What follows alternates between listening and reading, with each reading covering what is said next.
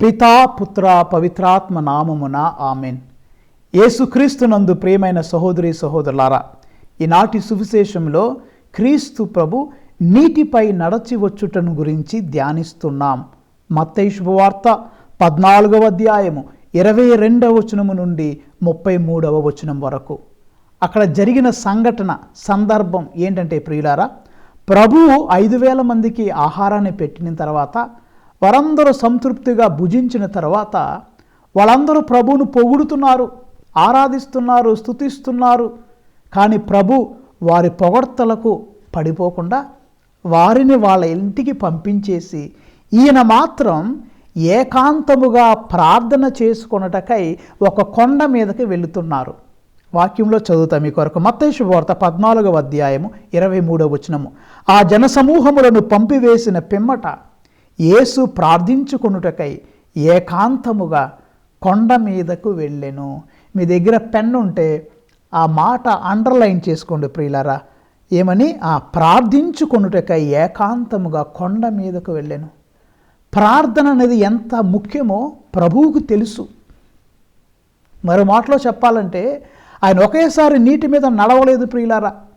ఆయన నీటి మీద నడవటానికి ముందు దైవ ప్రార్థనలో మునిగి ఉన్నాడు. తన తండ్రితో ఏకాంతముగా ఉన్నాడు. దేవుని కృపచేత తనను తాను అభిషేకించుకున్నాడు, నింపుకున్నాడు. ఇది మనందరికి ఒక లెసన్ ప్రియులారా. అద్భుత క్రియలు ఊరికనే జరగవు, ఆశ్చర్య కార్యాలు ఊరికనే జరగవు. అవి నీ జీవితంలో జరగాలంటే దానికంటే ముందు ప్రార్థన ఉండాలి, ఏకాంత ప్రార్థన ఉండాలి, దైవ ప్రార్థనలో మునిగి ఉండాలి. యేసయ్యలాగా పొగడ్తలకు పడిపోవటం కాదు.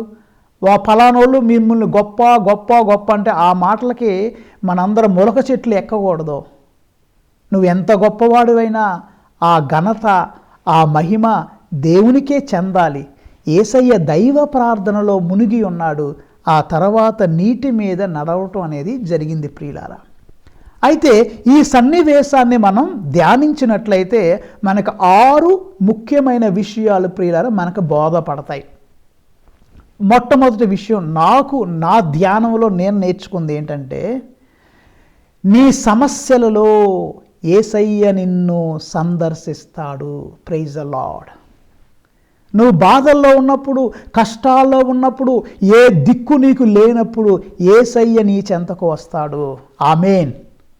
వేరే వాళ్ళకి యేసయ్యకి తేడా ఏంటంటే ప్రియులారా, మన సమస్యల్లో ఉన్నప్పుడు, బాధల్లో ఉన్నప్పుడు, చిక్కుల్లో ఉన్నప్పుడు, కష్టాల్లో ఉన్నప్పుడు నా అనేవాళ్ళు అందరూ నిన్ను వదిలిపెట్టేస్తారు. డబ్బులు కావాల్సినప్పుడు ఎవడు నీ మొహం చూడడు. నిజమైన మనుషులు ఎవరో నువ్వు అవసరాల్లో ఉన్నప్పుడే నీ స్నేహితులు ఎవరో, నీ శత్రువులు ఎవరో తెలుస్తుంది నీకు. ఇక్కడ శిష్యులు కష్టాల్లో ఉన్నారు, బాధల్లో ఉన్నారు, సమస్యల్లో ఉన్నారు. ఏంటి ఆ సమస్య అంటే వాక్యంలో చదువుతా. మత్తయి శుభవార్త 14వ అధ్యాయం 25వ వచనం. అక్కడ వేకువజామున యేసు నీటిపై నడచుచు శిష్యుల వద్దకు వచ్చును. అసలు శిష్యులు ఎక్కడున్నారు? ప్రభు అన్నారు, ప్రజలను నేను పంపించే లోపున మీరు నా కొరకు అక్కడ ఎదురు చూడండి, ఆవలి తీరాన నా కొరకు ఎదురు చూడండి అని ప్రభు అంటే, పాపం అక్కడ ఏం జరిగిందంటే అలలు వల్ల, పెద్ద గాలి వల్ల ఒక తుఫాను వచ్చే సిచ్యువేషన్ వచ్చి ఆ పడవ ఏమైపోయిందంటే ఆ గాలికి పడవ చాలా దూరం వెళ్ళిపోయింది. నేను మీ కొరకు అది వాక్యంలో చదువుతాను ప్రియులారా. యేసు తాను జనసమూహములను పంపివేయులోగా శిష్యులను పడవనెక్కి తనకంటే ముందుగా ఆవలి దరికి చేరవల్లని ఆజ్ఞాపించెను. తర్వాత ఆయన ప్రార్థన చేసుకున్నాడు. ఆ వాక్యం నేను చదివాను. ఇంతలో గాలి ప్రతికూలముగా వీచుట వలన పడవ అలల్లో కొట్టుకొని పోయి చాలా దూరం వెళ్ళిపోయాను. ఇప్పుడు ప్రభువు ఒక చోట ఉన్నారు, శిష్యులు ఒక చోట ఉన్నారు. యేసయ్య కొండ మీద ఉన్నాడు, శిష్యులేమో ఈ యొక్క గాలికి పడవ కొట్టుకొని పోయింది. ఇద్దరు వేరు వేరు చోట్ల ఉన్నారు. శిష్యులందరూ భయంతో ఉన్నారు, ఆందోళనతో ఉన్నారు, టెన్షన్గా ఉన్నారు, సమస్యలో ఉన్నారు. ఈ సమస్యలో ఎవరు వచ్చారు? వేకువజామున యేసు నీటిపై నడచుచు వారి వద్దకు వచ్చాను. Praise the Lord. వీరు సమస్యల్లో ఉన్నప్పుడు యేసయ్య వారి చెంతకు వచ్చాడు. అందుకే నేను చెప్పిన మనం నేర్చుకోవాల్సిన మొట్టమొదటి పాయింట్ ఈరోజు ఏంటంటే, నీ సమస్యలలో ఆయన నిన్ను సందర్శిస్తాడు, నీ సమస్యలలో ఆయన నిన్ను సంరక్షిస్తాడు. ఇది మనం నేర్చుకోవాలి. వేరే వాళ్ళు పారిపోతారు.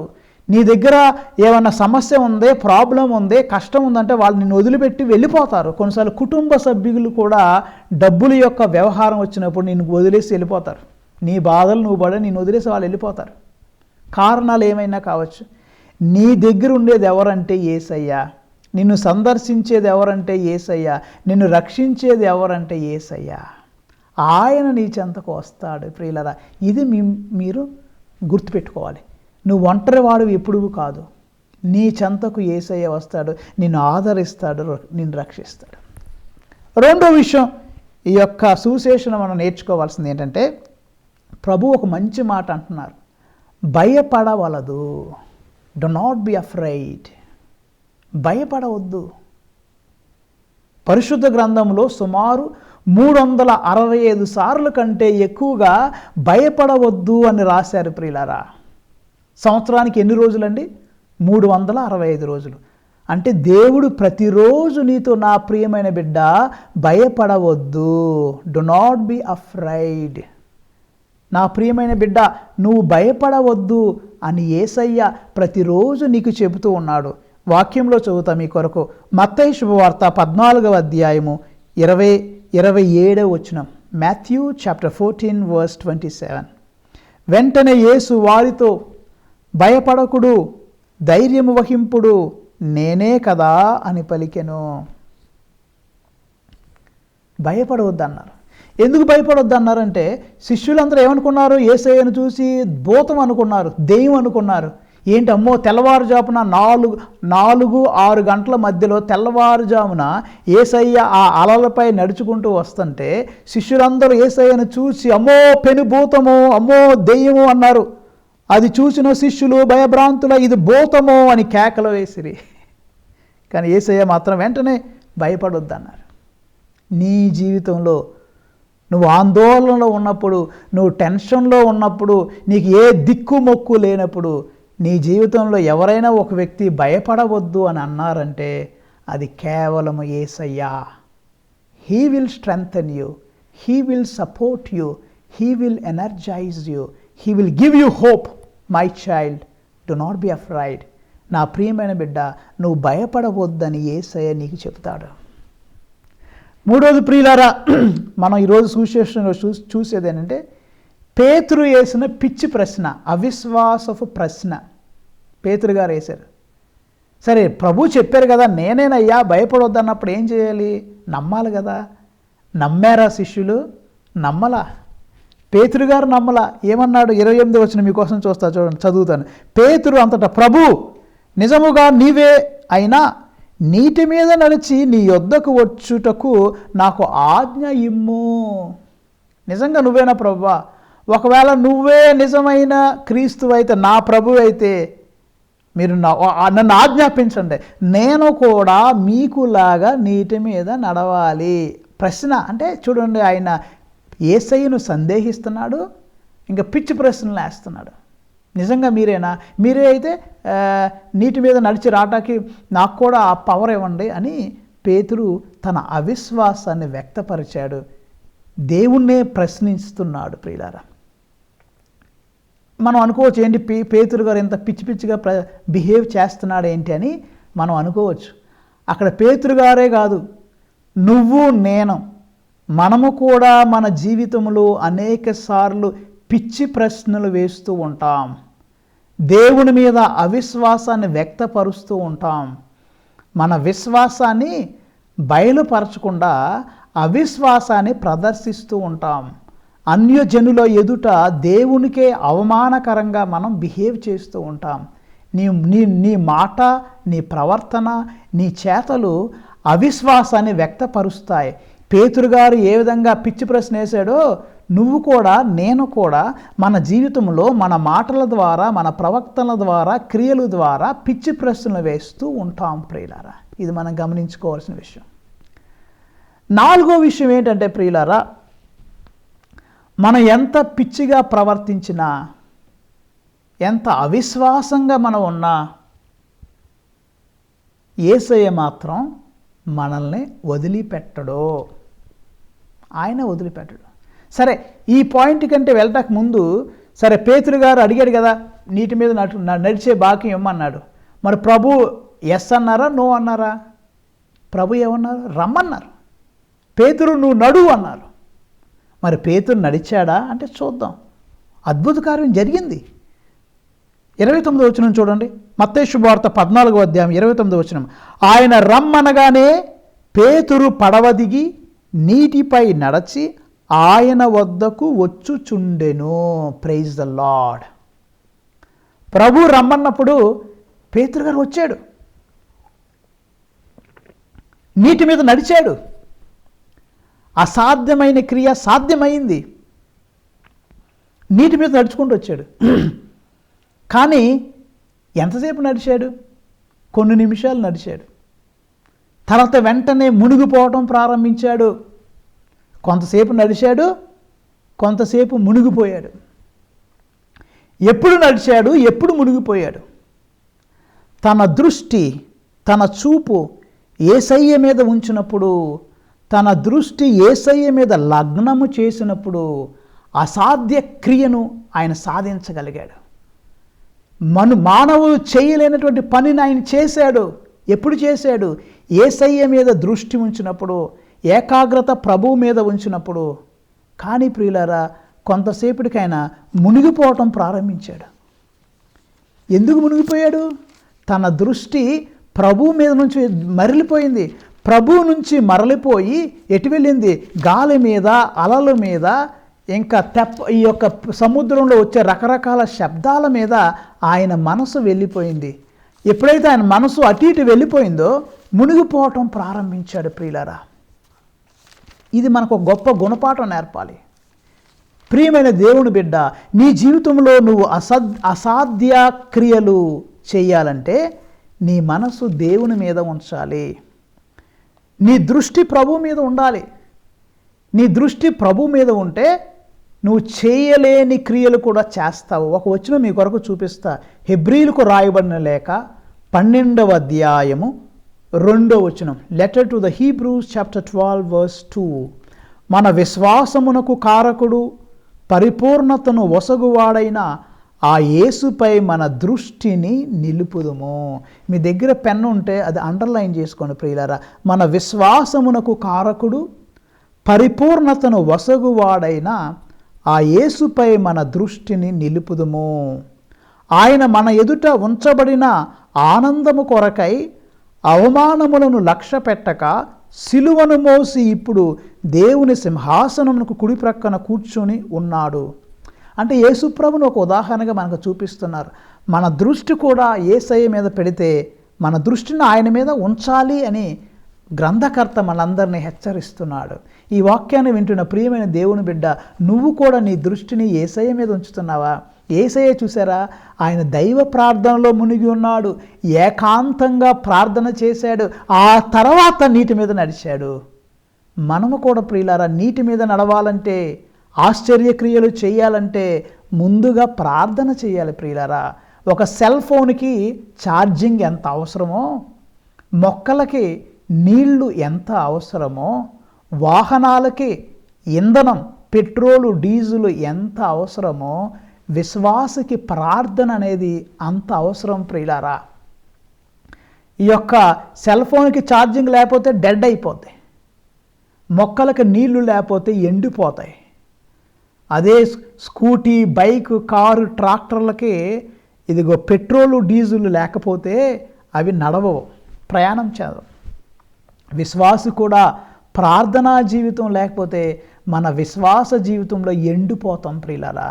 నువ్వు అద్భుతాలు కోరుకుంటే, నీ జీవితంలో ఆశ్చర్యక్రియలు జరగాలంటే యేసయ్యను ఆదర్శంగా తీసుకొని నువ్వు కూడా ప్రార్థన చేయి, ఏకాంత ప్రార్థన చేయి, దైవ ప్రార్థనలో మునిగి ఉండు. యేసయ్యలాగా పొగడ్తలకు పడిపోబాకు. ఎవరో నువ్వు బాగా చేస్తున్నారంటే మొలక చెట్లు ఎక్కేయొద్దు. ప్రభు వాళ్ళందరిని పంపించేసి ఈయన మాత్రం ఏకాంతముగా ప్రార్థన చేశాడు. మనము కూడా ప్రార్థన చేయాలి ప్రియులారా. దృష్టి యేసయ్య మీద ఉండాలి. సో ఈరోజు మనం నేర్చుకోవాల్సినటువంటి 4వ విషయం ఏంటంటే దృష్టి యేసయ్య మీద ఉంచాలి. అప్పుడే మనం ఆశ్చర్యక్రియలు చేస్తాం. కానీ ఇక్కడ నేనేం చెప్పాను, ఆయన నడిచాడని చెప్పాను, కొంతవరకు నడిచాడు. కానీ ఏమైందంటే తర్వాత మునిగిపోతాడు కూడా. మునిగిపోతే అయ్యా నన్ను కాపాడు, ప్రభువు నన్ను కాపాడు, యేసయ్యా నన్ను రక్షించయ్యా అని మొరపెట్టుకుంటాడు. వాక్యంలో చదువుతాం మీ కొరకు. కానీ ఆ పెనుగాలికి భయపడెను, నీటిలో మునిగిపోవచ్చు, ప్రభువు నన్ను రక్షింపుము అని కేకలు వేయసాగను. ఇక్కడ 5వ విషయం మనం నేర్చుకోవాల్సింది ఏంటంటే నువ్వు మునిగిపోతున్నప్పుడు చెయ్యి పట్టుకునేది యేసయ్య. Praise the lord. నువ్వు కొట్టుకొని పోతున్నప్పుడు, అలలలో కొట్టుకొని పోతున్నప్పుడు, మునిగిపోతున్నప్పుడు, చావు పరిస్థితిలో ఉన్నప్పుడు నిన్ను చేయి ఇచ్చి నీ చెయ్యి పట్టుకునేది యేసయ్య. వేరే వాళ్ళు ఎవరు కాదు. వేరే వాళ్ళు కేవలం మాటలు మాత్రమే చెప్తారు. నిన్ను ఆదుకునేది, నిన్ను రక్షించేది, నిన్ను సంరక్షించేది, చెయ్యి ఇచ్చి నిన్ను పైకి లేపేది కేవలం యేసయ్య మాత్రమే.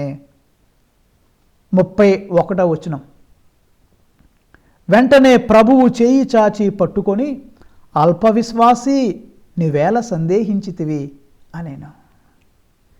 చూసారా ప్రియులారా, ఇప్పుడు 5 విషయాలు అయినాయి.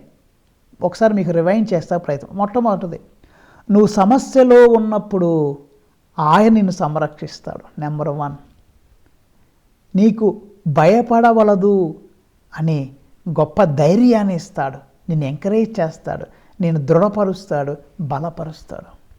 3వది, పేతురు పిచ్చి ప్రశ్న వేశాడు. మనము కూడా అనేక సార్లు అమాయకత్వంలో దేవుణ్ణి అవమానిస్తాం, దూషిస్తాం, మన అసందేహాన్ని, అవిశ్వాసాన్ని బయలుపరిచి రకరకాల పిచ్చి పిచ్చి ప్రశ్నలు వేస్తూ ఉంటాం పేతురులాగా మనం కూడా. 4వది ప్రియులారా, పేతురు నీటి మీద నడిచాడు. ఎప్పుడు నడిచాడు? 4వది, మన దృష్టి, మన ఏకాగ్రత ప్రభువు మీద ఉండాలి. ఎప్పుడైతే నీ దృష్టి, ఏకాగ్రత ప్రభువు మీద ఉంటుందో అప్పుడు అసాధ్యమైన క్రియలు నీ జీవితంలో సాధ్యమవుతాయి. గొప్ప గొప్ప మిరకల్స్ నీ జీవితంలో జరుగుతాయి. నీ యొక్క చూపు, నీ దృష్టి యేసయ్య మీద నువ్వు లగ్నం చేయి ప్రియులారా. ఇహలోక వస్తువుల మీద లగ్నం చేయొద్దు. ఈ ప్రాపంచిక విషయాల వైపు నువ్వు చూడొద్దు. ఈ ఇహలోక ఆశలు, కోరికలు, ఇంకా రకరకాల అట్రాక్షన్స్ అవన్నీ నీ జీవితాన్ని సర్వనాశనం చేస్తాయి ప్రియులారా. నీ చూపు, నీ దృష్టి, నీ ఏకాగ్రత క్రీస్తు ప్రభువు మీద లగ్నం చేయి. ఏకాంతంగా నువ్వు ఆయనతో ఉండు. అప్పుడు పేతురులాగా నువ్వు కూడా నీటి మీద నడుస్తావు. కానీ 5వ విషయం ఏం జరిగింది? యేసయ్య చేయి పట్టుకొని పేతురును పైకి లేపుతున్నాడు. మునిగిపోతున్న సమయంలో వేరే వాళ్ళు ఇంకా మనల్ని ముంచుతారు, ఇంకా నవ్వుతారు, నీ జీవితం నవ్వులు పాలు చేస్తారు. యేసయ్య అలా కాదు. నువ్వు మునిగిపోతున్నప్పుడు నిన్ను అవమానపరచడు, అవహేళన చేయడు. కానీ తన చెయ్యి చాచి అల్పవిశ్వాసి నీవేళ సందేహించావని మునిగిపోతున్న నిన్ను నీటిలో నుండి పైకి లేవనెత్తుతాడు నీ ప్రభు. Praise the lord. కానీ మనుషులు అలా కాదు. వేరే వాళ్ళు ఏమంటారంటే వీడికి ఇట్టాగే జరగాలి, వీడు ఎట్టాగే మునిగిపోవాలి, వీడు సర్వనాశనం అయిపోవాలి అనుకునే వాళ్ళు కూడా ఉంటారు ప్రియులారా. యేసయ్య అలా కాదు. నీ మీద జాలి చూపుతాడు, నీ మీద కరుణ చూపుతాడు. నువ్వు మునిగిపోతున్న సమయంలో, దిక్కు ముక్కు లేని సమయంలో, నువ్వు నిస్సహాయ స్థితిలో ఉన్నప్పుడు ఆయన తన చెయ్యి చాచి నిన్ను పైకి లేవనెత్తుతాడు ప్రియులారా. That's the greatness of Jesus. He will help you, he will protect you. నిన్ను అవమానపరచడు. వేరే వాళ్ళకి యేసయ్యకి తేడా అదే ప్రియులారా. నువ్వు బలహీన పడతావేమో కానీ ఆయన చెయ్యి మాత్రం నిన్ను పట్టుకోవటంలో ఎప్పుడు బలహీన పడదు ప్రియులారా. అయితే ప్రియులారా, చివరికి ప్రభువు ఒక సలహా ఇచ్చారు. అని అల్పవిశ్వాసివై కాకుండా విశ్వాసివై ఉండు అని ప్రభు ఆ పేతురు గారికి సలహా ఇచ్చారు. చివరిగా మనం నేర్చుకోవాల్సింది ఏంటంటే, సరే వాళ్ళు పడవ ఎక్కారు. పడవ ఎక్కిన తర్వాత ఏమైంది? అంతటా వారు పడవనెక్కగా గాలి అణిగిపోయెను. పడవలో ఉన్న శిష్యులు నీవు నిజముగా దేవుని కుమారుడు అని పలికి ఆయనను ఆరాధించిరి. Praise the lord. సరే, చివరిగా మనం నేర్చుకోవాల్సింది ఏంటంటే, ప్రతి సమస్య ఒక పాఠాన్ని మనకు నేర్పుతుంది. 6వ విషయం మనం గమనించుకోవాల్సింది, ప్రతి కష్టం, ప్రతి సమస్య నీ జీవితంలో ఒక గుణపాఠాన్ని నేర్పుతుంది, ఒక కొత్త విషయాన్ని నీకు తెలియపరుస్తుంది ప్రియులారా.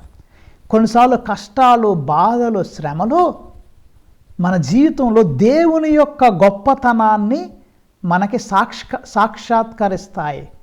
క్రీస్తు యొక్క గొప్పతనాన్ని, క్రీస్తు యొక్క ఔన్నత్యాన్ని ఆ కష్టకాలంలో, సమస్య కాలంలో మనం తెలుసుకునేలాగా ఈ కష్టాలు, బాధలు కొన్నిసార్లు హెల్ప్ అవుతాయి. ప్రతి కష్టం నీ నాశనం చేయటానికే కాదు, పరీక్షలు తర్వాత ఫలితాలు ఉంటాయి. అవునా? ఒక ఇంటర్వ్యూ తర్వాత జాబ్ వస్తుంది. అదేవిధంగా ప్రతి కష్టం, ప్రతి సమస్య మన జీవితంలో ఒక గుణపాఠాన్ని నేర్పుతుంది, ఒక గొప్ప సత్యాన్ని. మనకి బాధలు కూడా మంచియే, కష్టాలు కూడా మనకు మంచియే. ఎందుకంటే ఈ కష్టాలు మనల్ని దేవుని తెలుసుకోవటానికి ఇంకా సహాయపడతాయి. ఇక్కడ శిష్యులు ఈ యొక్క అలల్లో కొట్టుకొని పోయారు కదా, ఈ సంఘటన ద్వారా వాళ్ళకి క్రీస్తు ప్రభు ఎవరో తెలిసి వచ్చింది. వాళ్ళు ఏమన్నారు? నీవు నిజముగా దేవుని కుమారుడు అన్నారు.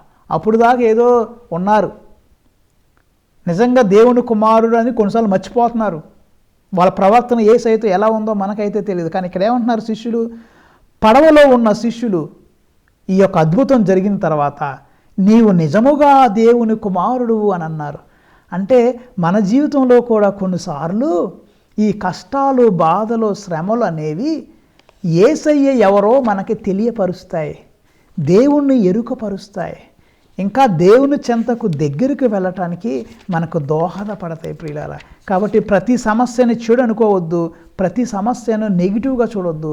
దేవుడు నీకు ఒక గుణపాఠం నేర్పబోతున్నాడు, దేవుడు నువ్వెవరో ఆయన నీకు ఎరుకపరచబోతున్నారు. ముగించే ముందు ప్రియులారా, కీర్తనల గ్రంథం 34వ కీర్తన 5వ వచనం మీ కొరకు చదువుతున్నాను.